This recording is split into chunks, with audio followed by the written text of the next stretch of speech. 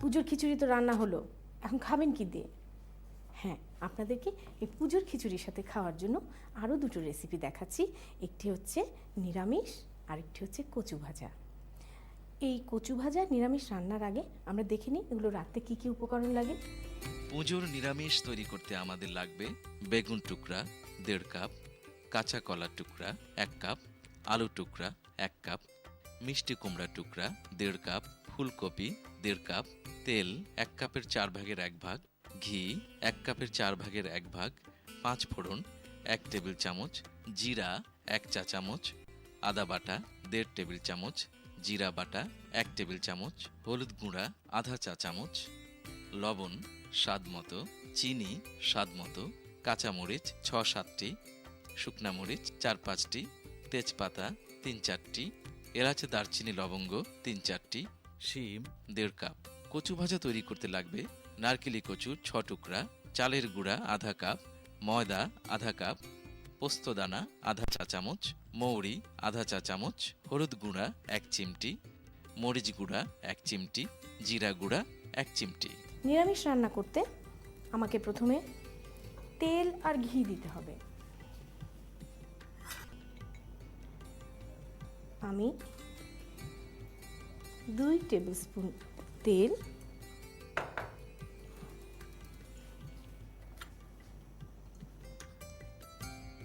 2 table spoon ঘি দিলাম। আবারও সেই ফোড়ন দেওয়ার পালা। ফোড়ন দিতে আমি প্রথমে শুকনো উপাদানগুলোকে দেব। শুকনো মরিচগুলোকে একটু চিড়ে দেবেন, তেজপাতা,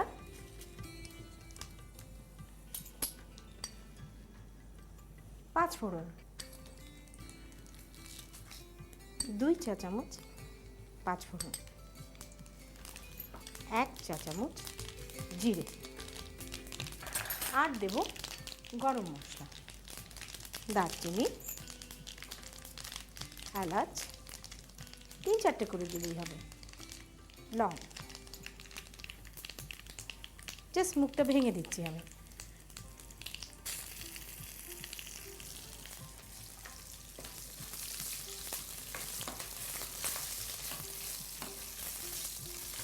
এই রান্নাটাতেও কিন্তু পেঁয়াজ রসুনের কোনো বালাই নেই। আমি এতে দেব 2 টেবিল স্পুন আদা, 1.5 টেবিল স্পুন জিরা, সামান্য একটু পানি মিশিয়ে নিয়ে এবার একটু হলুদ আর একটু মরিচের ফাঁকি দেব, হাফ টিস্পুন হলুদ, 1 টিস্পুন মরিচ। মশলা বলতে এই মশলাটাকে ভালো করে কষিয়ে নেবেন। আমার মশলা কষানো হয়ে গেছে। বেগুন, কপি, কুমড়া, কাঁচকলা, আপনি কিন্তু এটাকে সিজনাল সবজি দিয়ে রান্না করতে পারেন, কিন্তু এটার এসেনশিয়াল 4টা সবজি আপনার লাগবে। একটা হচ্ছে মিষ্টি কুমড়া, কাঁচা কলা, বেগুন এবং আলু। জরুরি উপাদানটাই কিন্তু দেইনি, দেখেছেন? লবণ। লবণটা একটু পরে দিতে হয়। আর দেব চিনি।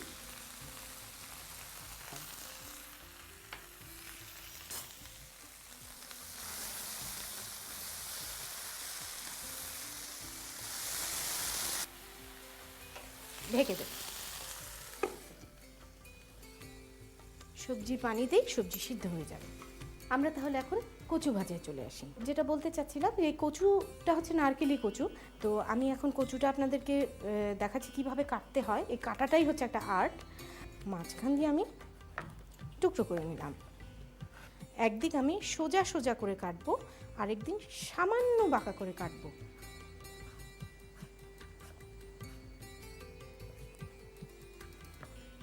এই আমি সোজা সাইড কাটলাম, আর এর অপর দিকটাতে সামান্য বাঁকা করে কাটবো। একদম এইভাবে বাঁকা করে দেবেন না, একটু বাঁকা।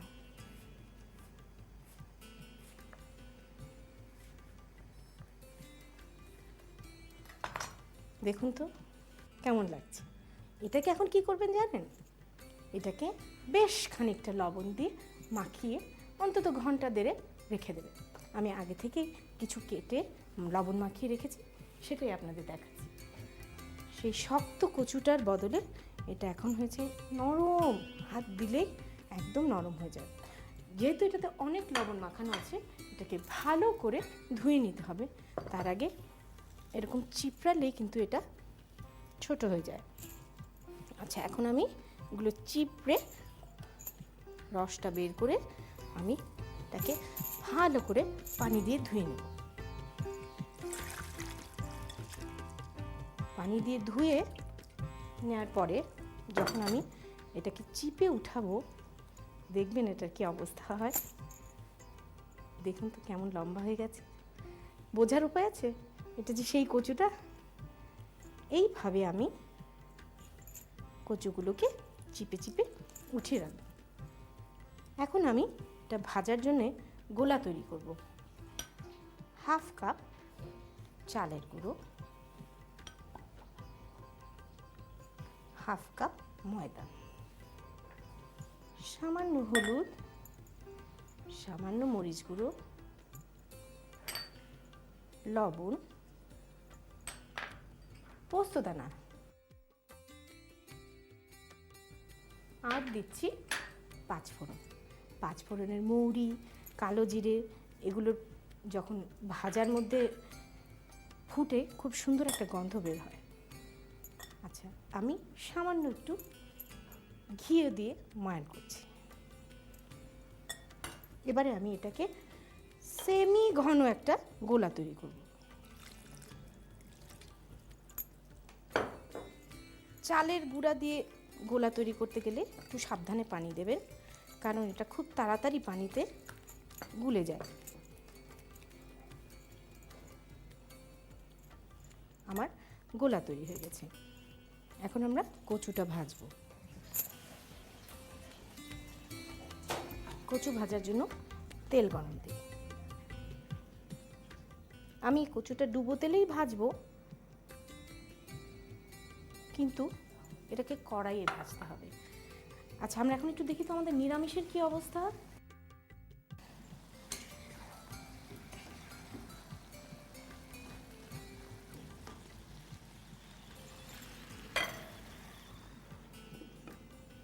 কচুটা ভাজতে সবসময় কড়াইয়ের প্রয়োজন, কারণ এই কচুটাকে যখন আমি ডুবাবো ব্যাটারে,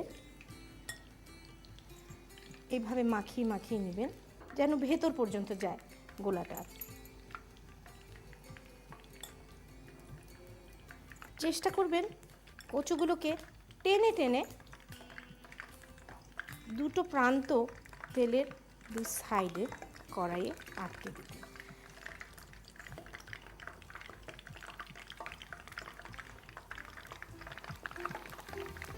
একটু ধরে রাখলে, আমার হাত কিন্তু তেলে লাগছে না, আপনারা ভয় পেন না।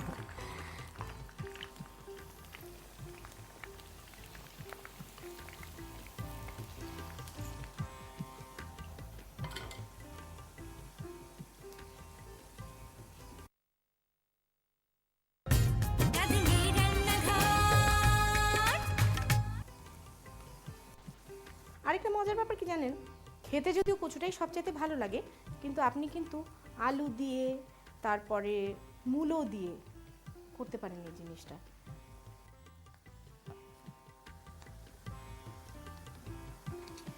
এই কচু ভাজাটা আপনাকে ধিমে আঁচে অনেকক্ষণ ভাজতে হবে, এটাকে নামানো যাবে না, তাহলে নরম হয়ে যাবে।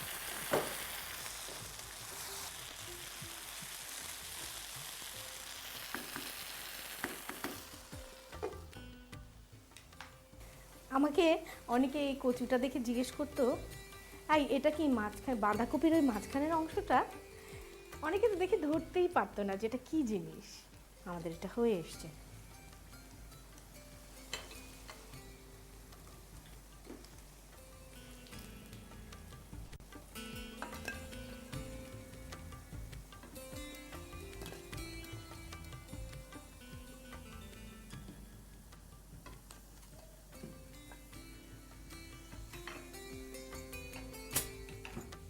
হয়ে গেল আমার সুস্বাদু কচু ভাজা।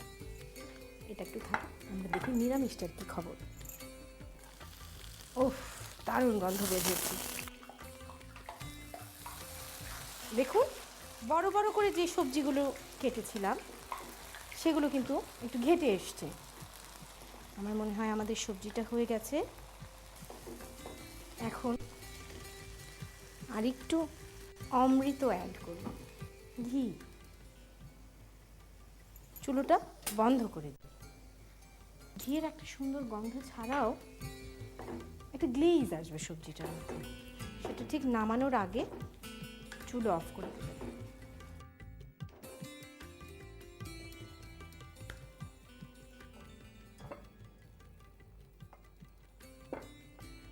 কি গন্ধ বের হচ্ছে, এটা আমি আপনাদের বলে বোঝাতে পারবো না, আপনাদেরকে রেঁধে দেখতে হবে।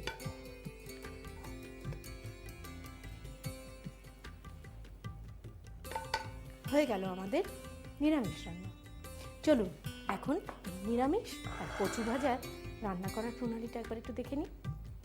পুজোর নিরামিষ তৈরি করতে আমাদের লাগবে বেগুন টুকরা 1.5 কাপ, কাঁচা কলা টুকরা 1 কাপ, আলু টুকরা 1 কাপ, মিষ্টি কুমড়া টুকরা 1.5 কাপ, ফুলকপি 1.5 কাপ, তেল 1 কাপের 4 ভাগের 1 ভাগ, ঘি 1 কাপের 4 ভাগের 1 ভাগ, 5 ফোড়ন 1 টেবিল চামচ, জিরা 1 চা চামচ, আদা বাটা 1.5 টেবিল চামচ, জিরা বাটা 1 টেবিল চামচ, হলুদ গুঁড়া আধা চা চামচ, লবণ স্বাদমতো, চিনি স্বাদমতো, কাঁচামরিচ 6-7টি, শুকনা মরিচ 4-5টি, তেজপাতা 3-4টি, এলাচ দারচিনি লবঙ্গ 3-4টি, শিম 1.5 কাপ। একটি কড়াইয়ে তেল ঢেলে একে একে ঘি, শুকনা মরিচ, তেজপাতা, 5 ফোড়ন, জিরা, দারচিনি, এলাচ, লবঙ্গ, কাঁচামরিচ, আদা বাটা, জিরা বাটা, পানি, হলুদ গুঁড়া এবং মরিচ গুঁড়া দিয়ে কষিয়ে নিন। এরপর একে একে বেগুন, ফুলকপি, মিষ্টি কুমড়া, কাঁচা কলা, শিম এবং আলু টুকরা দিয়ে একটু নেড়ে লবণ এবং চিনি দিয়ে সেদ্ধ হওয়ার জন্য ঢেকে রাখুন। সবজি সেদ্ধ হলে উপরে ঘি ছড়িয়ে নামিয়ে নিন। ব্যাস, তৈরি হয়ে গেল সুস্বাদু পুজোর নিরামিষ। কচু ভাজা তৈরি করতে আমাদের লাগবে নারকেলি কচু 6 টুকরা, চালের গুঁড়া আধা কাপ, ময়দা আধা কাপ, পোস্তদানা আধা চা চামচ, মৌরি আধা চা চামচ, হলুদ গুঁড়া 1 চিমটি, মরিচ গুঁড়া 1 চিমটি, জিরা গুঁড়া 1 চিমটি। প্রথমে লবণ মাখানো কচুগুলো পানিতে ধুয়ে নিন। এবার একটি বাটিতে একে একে চালের গুঁড়া, ময়দা, হলুদ গুঁড়া, মরিচ গুঁড়া, লবণ, পোস্তদানা, 5 ফোড়ন এবং সামান্য ঘি দিয়ে ময়ান করুন এবং পানি ঢেলে গোলা তৈরি করে নিন।